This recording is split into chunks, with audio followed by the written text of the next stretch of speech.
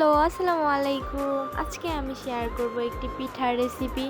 তো আমি একটি থালাতে সামান্য পরিমাণের ময়দা আর একটা ডিম দিয়ে আর কিছু পানি অ্যাড করে নেব। এর সাথে চিনি আর লবণ অ্যাড করে নেব। তো এটাকে ভালোভাবে নাড়তে হবে। ভালো করে মিক্স হওয়ার পরে এটাকে 5 মিনিটের জন্য রেখে দিতে হবে।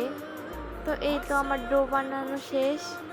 এরপরে আমি একটা প্যানের মধ্যে সামান্য তেল দিয়ে এই পিঠাগুলোকে ভালো করে ভেজে নেব। তো এই তো আমি পিঠাগুলোকে ভালো করে ভেজে নিচ্ছি।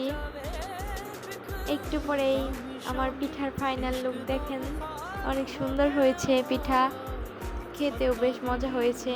তো আমি আমার হাজব্যান্ডকে নিয়ে দিলাম।